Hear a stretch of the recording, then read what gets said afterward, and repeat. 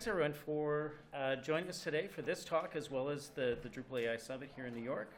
Very exciting time. Yeah, let's talk about sort of the moment that we're in terms of the growing adoption of AI and really what that tells us about what a website really needs to be. So for anyone who doesn't know me, my name is Martin Anderson-Clutz. I'm a senior product marketing manager at Acquia. I'm also on the Talking Drupal podcast, and I'm on a variety of social platforms as Manclue.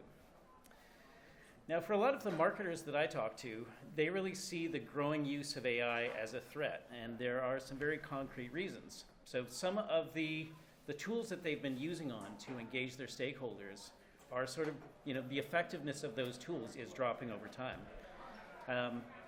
They may also see that they have internally team members that are using things like generative AI, but maybe in ways that are sort of weakly governed, and so they may end up with a lot of marketing slop or at least content that's off-brand, and then also the stability of some of their online platforms, maybe to some degree under attack because of sort of things like growing bot traffic over time. There's a variety of different sort of statistics on here that sort of validate all of those different statements, but I think the key thing that I want to drive home is that this is not some distant future that we're talking about. This is not sort of a warning of a future that we think is 3 or 5 years off. This is these are things that are being experienced today and things that I hear from customers on a weekly basis.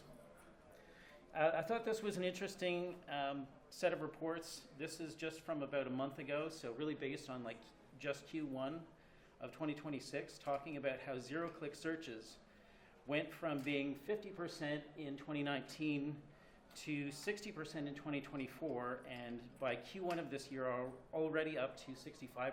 So it's certainly not out of the realm of possibility that this could be 70% or higher of people who start with a traditional search engine but never actually click through to the site that ultimately is the sort of topic that they're most interested in. And so that visibility that marketers have relied on in terms of being able to sort of see who's coming to their site and understand the channels that they're using, all of that visibility is sort of quickly going away.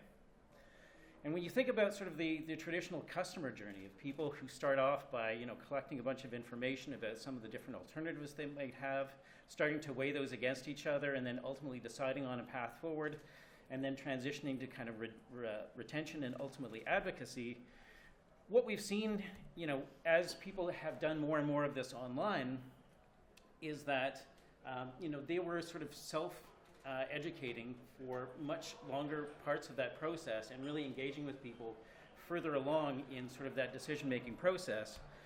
But now with the sort of adoption of AI tools, really the visibility that marketers have to even where people are in that process is quickly going away. And so the bottom line is that in this new era, we can't rely on sort of the tools and approaches that marketers have found success with over the years. So in terms of a solution, what we see is that many platforms in this age are sort of embracing AI by kind of bolting on capabilities, maybe doing the same things but faster or more efficiently. But I do think there's sort of a bigger question that we need to ask, which is, in an AI-first internet, how does that change the nature of what a website needs to be? So some of the early indications that we see is that a website more and more is becoming a place where crawlers, more than humans, are coming for content. But customers do come to a website when they need to experience the brand. It's becoming the place where conversion events are transacted, but maybe not by humans. And it's becoming one place of an increasingly interconnected MarTech stack, but not connected in the ways that we've thought of for a few years in terms of connected via APIs, but even to some degree what Josh was talking about, where things may happen on a Drupal site, but may actually, the genesis of what's going to happen could be something that people are sort of kicking into motion on other platforms as well. So in this AI-first internet, I think we should be thinking about sort of 3 key capabilities. So number 1, you need an agile content engine, you need a robust experience layer, and you need a solution that's going to be agent-friendly. So starting off with the agile content engine, we need to go beyond what we've thought of traditionally as a CMS, where teams can sort of collaborate to draft, review, and publish content. We need to start earlier in terms of thinking about how can we accelerate the time to market by helping them to plan and ideate content more quickly and in a more targeted way. Within sort of that CMS role of drafting, reviewing, and publishing content, how can we reduce operational expenses by making those processes more efficient? And then after the content is published, being able to more easily activate and optimize that content to increase conversion, really get the maximum effect of the content that we're creating. In addition, we need content that increasingly can sort of go anywhere and in a variety of formats. So omni-channel content delivery is something that we've been thinking about for a while. But what we've seen is that having structured content provides a significant benefit. And really that plays to the strengths of a smaller part of the market that have sort of a structured and robust approach to managing structured content. Content increasingly needs to be provided in a variety of formats, so not just HTML, but things like JSON or Markdown.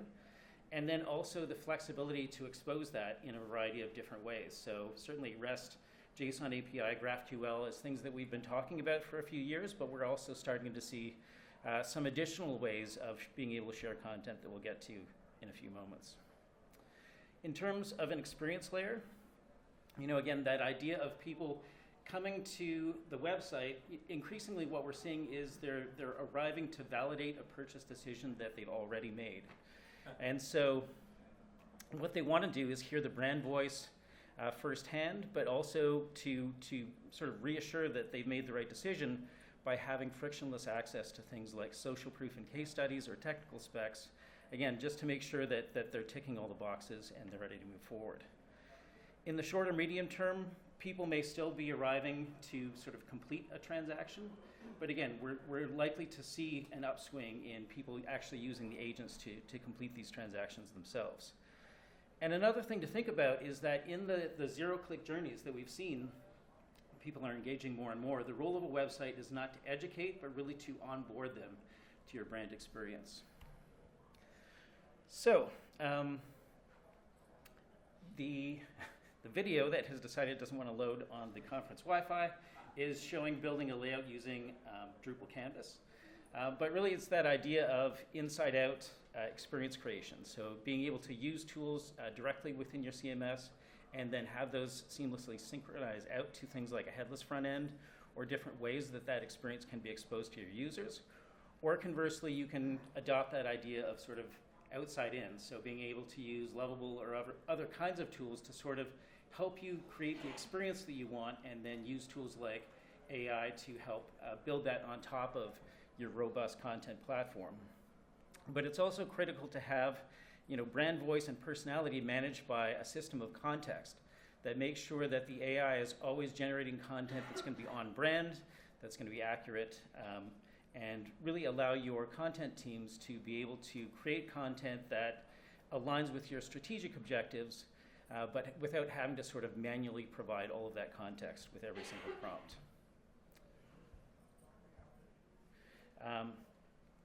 So the video that has decided not to load here is about using personalization tools with an AI co-pilot inside them. And the idea is that in 2026, there are probably certain kinds of AI experiences. If you frame it as a chatbot, I think people have a realistic expectation of there are going to be sort of pauses in that process. There may be spots where it kind of gets things wrong, and that's forgivable. But if you're talking about personalizing something like the hero image on your homepage, people aren't going to wait 5 seconds for that to load in while it's being generated in real time. And so the way that you use AI should be nuanced based on the kinds of experiences that you want to create. So I would say for a lot of different ways that marketers still want to create personalized experiences, it probably makes sense in 2026, or at least this moment in 2026, to still rely on doing things like AI for intelligent segmentation, and then using that to drive people towards curated experiences that may themselves have been used AI assistants in the process of creating them. So AI can help you to generate hypotheses around the different ways that you may want to test your content, how to manage those tests, and then ultimately turn those into intelligent segmentation. So we talked about being agent-friendly.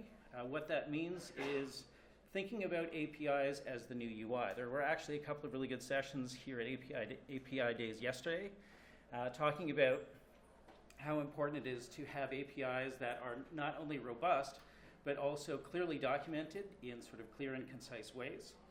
Because for agents, oftentimes, your APIs are really the UI for those agents. You want a system that is going to be able to provide machine-readable context, so increasingly being able to provide things in Markdown is going to be more important probably than HTML. And then also focused on agent-to-agent protocols. So certainly MCP is something that we've been hearing a lot about, but sort of A2A. There was a good presentation yesterday about AGTP as a protocol that's sort of being proposed right now. And so a platform that can embrace these new protocols as they start to gain traction. Important to think about agentic skills as kind of the more modern API. So being able to use recipes as sort of a packageable skill set, having an agent-ready design so that developers can design APIs that will perform reliably, including providing sort of verbose error states so that the agents know how to sort of interpret and recover from any kinds of errors that they might encounter, as well as having sort of standardized interoperability, including a variety of those different protocols that we've already sort of touched on. So to be able to succeed in this new era, I would suggest that there's a number of different capabilities that we need to think about. So number one, we've already seen in recent months, that it's a continual horse race among different sort of models and providers. And so you don't want to be locked into a particular one based on the platform that you're using. You want to be able to use a system that's going to be LLM agnostic as well as agentic in nature. You want a platform that's sort of open source and collaboration driven, because what we've seen in some other spaces is that fundamentally the people who are excited about something like AI integration actually end up sort of acting in competition, and so each of them only goes to the limits of their own capacity instead of being able to sort of work together and achieve a more robust solution on that collaborative basis. And finally, you want a solution that's composable and orchestration friendly so that you can pull together the exact set of capabilities that you need for any particular solution. Now, obviously, a lot of us in the room are going to recognize that Drupal is a great solution for meeting all of these criteria, something that's been used around the world for websites and different kinds of web applications, from very small microsites to corporate websites, intranets, and more. We've seen that Drupal has been recognized as one of the most AI-ready platforms. So it was built for several years now as not only API first, but built around structured content. Having things like enterprise governance capabilities really makes it much more suited for working with solutions like AI that actually need a lot of oversight. Out of the box, using something like Drupal CMS, you're going to get 22 different agents out of the box. It works with 48 different AI providers, and that number continues to grow. Has solid investment and is already in use by thousands of different sites. The principles that guide how Drupal is adopting AI are things like keeping that human in the loop, making sure that AI is used to sort of enhance the capabilities of the people who work with instead of replacing them, making sure that there's governance in place so that we can meet standards around data sovereignty, privacy, and regulatory requirements, being able to leverage open source flexibility as well as the sort of community innovation that helps to drive. And all of that rolls into Drupal's AI initiative that is pulling together the best minds from our AI ecosystem, has sort of that team of dedicated contributors on a full-time basis. We do have people that are focused on stability and adoption over prototypes, so making sure that we have sort of production-ready code and not just things that demo well.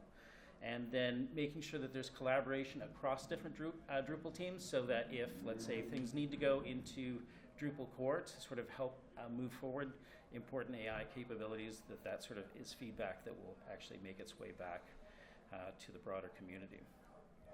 So thinking again about those three key capabilities that we talked about, having an agile content engine, a robust experience layer, and an agent-friendly system, you can really see that there's significant focus in the Drupal AI community to sort of tick all of those boxes as well. So that's my talk. Again, you can reach me as ManClue on a variety of different platforms, but happy at this point to take any questions.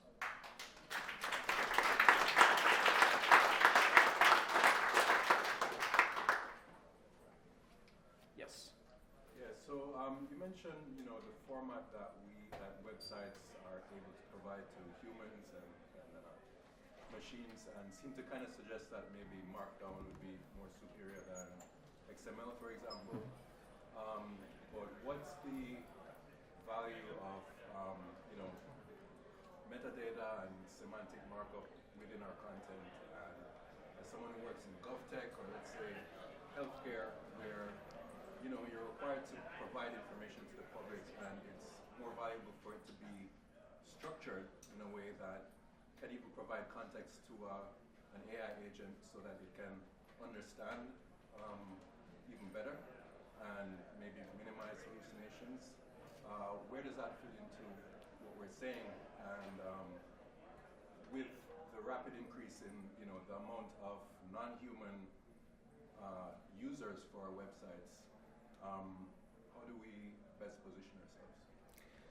So it's an interesting question, and what I would say is I mean, you can tell I have a development background because I hear a question like that, and the first way I want to answer is it depends. But really, to some degree, I would say it's a question of the kinds of content you're talking about, as well as in each specific instance, who is that consumer. So the benefit of starting off with very structured content is that when you think it's going to be best delivered as Markdown, you can deliver it as Markdown, and when it's best delivered as HTML using microformats, then you can deliver it as HTML as microformats.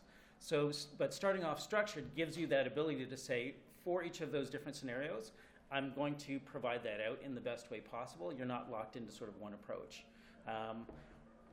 Markdown is a good example because there has been this prevailing wisdom that AI crawlers should be able to more efficiently parse Markdown files than sort of structured HTML pages. But the reality of what we're seeing so far is that AI crawlers are still going out and consuming the actual HTML content. And so there may be places where it's actually more useful as Markdown as content that you want to export to Markdown as part of, let's say, a set of skills that you're providing to a writing skill that you're creating for making new blog content or whatever. But at least you have the versatility of being able to say, for each of those places, I'm going to use that in the best way possible. And I suspect that we're also going to see that some of those answers change over time in terms of which approach is best for which solution. Does that answer your question? Yeah, it does. Okay, great. Any other questions? I have a taggle on that question. Sure. I did from the technical writer world, there's different, even AI consuming your content, there's a difference between reasoning and scanning.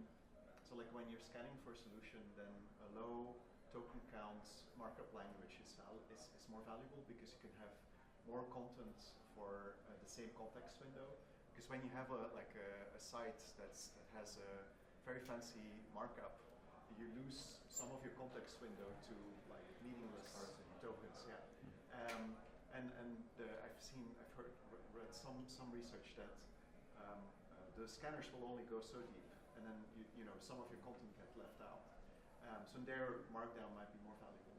But then there's reasoning, where having semantically meaningful markup makes things better, where you can then build knowledge graphs and actually start doing like real reasoning, not the AI pretend reasoning that we currently get in AI models, but where you're logically saying like, okay, this predicate with this logical operation gets this result.